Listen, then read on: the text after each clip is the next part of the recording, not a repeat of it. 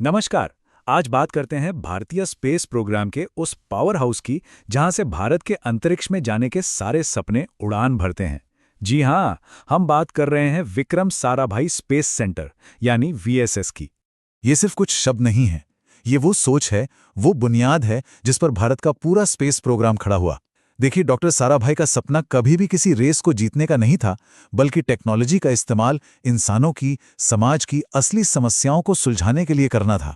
तो चलिए देखते हैं कि कैसे इस जबरदस्त विजन से एक ऐसे इंस्टीट्यूशन का जन्म हुआ जिसने सच में भारत के भविष्य की दिशा ही बदल दी। वीएसएस, जिसका नाम डॉक्टर साराभाई के नाम पर ही है, वो असल में भारतीय अंतरिक्ष अनुसंधान संगठन मतलब इसरो की रीढ़ की हड्डी है। ये वही जगह है जहां भारत के वो बड़े बड़े रॉकेट डिजाइन होते हैं, बनते हैं, जो हमारे सपनों को, हमारी उम्मीदों को सितारों तक पहुंचाते हैं। तो वीएसएससी का काम क्या है? सीधी सी बात है, भारत के लिए वो दमदार रॉकेट बनाना जो सैटेलाइट्स को और हमारे सपनों को ऑर्बिट तक ले जा सके। और जब हम कहते हैं रॉकेट बनाना, तो इसका मतलब सिर्फ डिजाइन करना नहीं है। वीएसएससी का काम, अरे वो तो जबरदस्त है। रॉकेट के डिजाइन से लेकर उसके हर छोटे बड़े हिस्से को बनाने, उसकी टेस्टिंग करने और ये पक्का करने तक कि वो फेल ना हो, सब कुछ A to Z यहीं होता है। सच में एक all in one power house. जरा इस सफर को देखिए कि दशकों में वीएसएससी ने कितनी तरक्की की है। 80 के दशक के छोटे छोटे SLV-3 से शुरुआत हुई और आज हमारे पास LVM-3 जैसा बाहुबली रॉकेट है। हर एक रॉकेट, हर एक कदम ने भारत को स्पेस में और ज्यादा ताकतवर बनाया है। अच्छा, रॉकेट तो बन गए, पर ये रॉकेट ले क्या जाएंगे? अब बात करते हैं सबसे खास चीज की, सबसे कीमती पेलोड की, यानी पहली बार किसी भारतीय को अंतरिक्ष में भेजने की। गगनयान प्रोग्राम ये सिर्फ एक मिशन नहीं है, ये पूरे देश के लिए गर्व की बात है। और इस ऐतिहासिक छलांग के पीछे जो असली ताकत है, जो टेक्नोलॉजी है, वो वीएसएससी से ही आ रही है। इस मिशन में 3 भारतीय एस्ट्रोनॉट्स होंगे। सोचिए, ये पहली बार होगा जब भारत अपने नागरिकों को अपने बनाए रॉकेट से स्पेस में भेजेगा। ये कितनी बड़ी, कितनी ऐतिहासिक बात है। और इनका टारगेट क्या है? धरती से लगभग 400 किलोमीटर ऊपर लो अर्थ ऑर्बिट तक पहुंचना। आपको बता दूं, ये लगभग वही ऊंचाई है जहां इंटरनेशनल स्पेस स्टेशन घूमता है।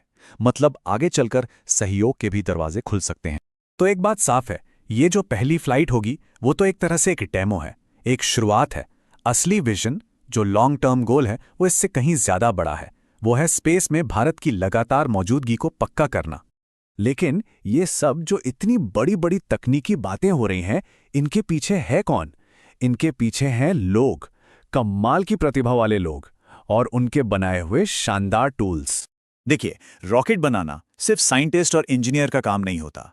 इसके लिए टेक्नीशियन चाहिए, ड्राफ्ट्समैन चाहिए, यहाँ तक कि फार्मासिस्ट भी चाहिए।